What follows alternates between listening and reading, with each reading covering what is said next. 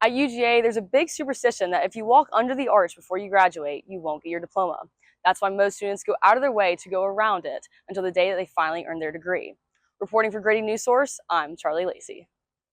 The UGA Chapel, completed in 1832, is one of the most recognizable spots on North Campus and has been an important part of the university's history for generations. Just across the lawn, Phi Kappa Hall, built in 1936 for the Phi Kappa Literary Society, helps tell that story too, showing that no matter where you walk on campus, you are surrounded by history. Reporting for Grading News Source, I'm Charley Lacey. While the fire left behind significant damage, the story of the West Broad campus is far from over. For many, this isn't just about repairing walls or replacing a roof. It's about protecting a space that represents generations of history, resilience, and progress in Athens. Reporting for Grading News Source, I'm Charley Lacey. According to recent housing reports, Atlanta's housing crisis could soon start affecting Athens as rising costs push people out of the metro area to a place that they can afford.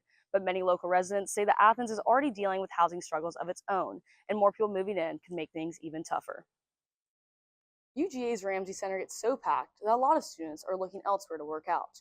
With crowds and wait for equipment, many students are looking for off-campus gyms that feel easier and less stressful to use.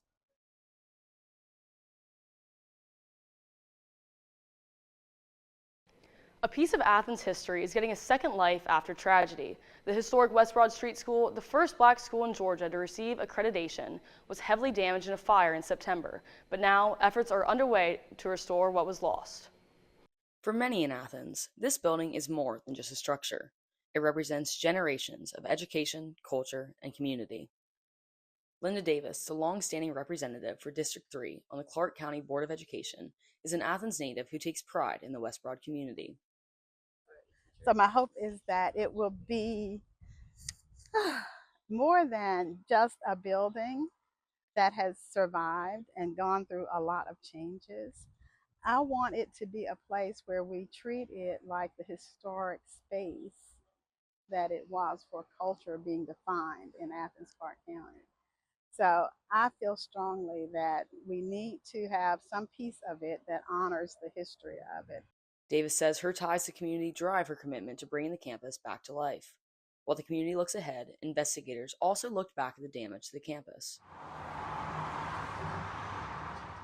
Captain Kevin Kearney of the Clark County Fire Department reported the scene on September 8th. When we made entry into the building, there was a lot of items still being stored in the schoolhouse. And then as we started to walk around, it was very apparent that there were people living in the building. Kearney said there were a few medium-sized fires that were likely started by people living in the building trying to stay warm. He said the fires could have been avoided with proper security and surveillance, which have been put in place since the incident. Even with the setback, restoration plans are moving forward.